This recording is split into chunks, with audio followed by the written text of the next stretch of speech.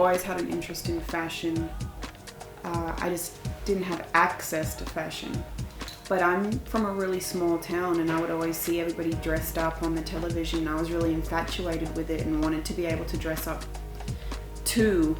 And so when I moved to America and I could get all these crazy clothes, I sort of went a little bit wild with it. And music is separate to that.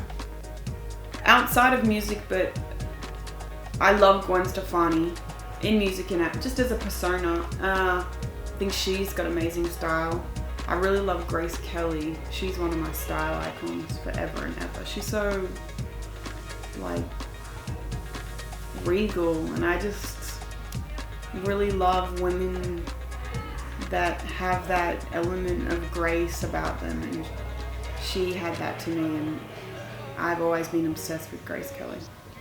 The last thing that I wore that I really loved was a Poochie dress to VH1 Divas, and it was partially sheer, and I feel like the pictures of it just didn't really do it justice, but I loved that dress, and that was the first time I'd ever done a red carpet, and I thought it would be really hard to transition my style into something that was red carpet or a gown, because I usually am kind of so street and casual, but that dress, I just felt like it was still really me and it embodied my style, and it was still a high-end designer, and I loved wearing it, and I didn't have to wear underpants. That was cool.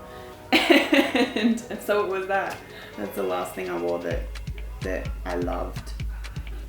I love Henry Holland. Working with House of Holland was really cool, and he kept reaching out and asking me to do it, and I didn't really know that much about the brand, and then I finally checked it out and was like, these guys were actually really cool, and it's rare that somebody that runs a brand that relevant would actually reach out personally themselves and ask me. So I thought, what? And Henry came to the shoot. Now he's a really good friend of mine. I used to love making customized stuff, and that came from me being from the country in Australia and having to do it yourself. And I actually went back to Australia for Christmas for the first time in 2 years this year, and my best friend came with me, and my mother had kept my closet full of all my old clothes and shoes, and we were looking at all my sneakers, and they're all painted because I couldn't get colored Air Forces or sneakers, and I would paint mine different colorways because I couldn't get it. So I'd always be doing that kind of stuff, and it really came from being broke and not being able to afford it, making it for myself, and being broke and needing money and doing it for other people. And it is really time consuming, and I think a lot of people would agree that probably run their own businesses or do this kind of thing. It's really the time that it puts in. You don't really get the return for the time that you put in financially. There's no value on workmanship or craftsmanship. It's like, oh, what, you want $200 for this? I don't want to give it to you. I'll buy it from some other rip-off shop where something's from China, but it can take you hours of sitting there, days and days, and all you get is $60 for it. I don't have time anymore. I really like Margiela just because it's always so clean cut, and I think my style is really busy and full of prints, and I would like to work on a campaign that has a contrast. I feel like I'm always picked for campaigns that are similar to my public persona, and I would like to do something that's just similar to the Levi's thing, where I felt like I was out of my element and I really was working as a model, and it didn't look like me, it looked like something else. And Margiela is so clean and chic, and I love the crispness of the tailoring, and I would love to be involved in one of their campaigns.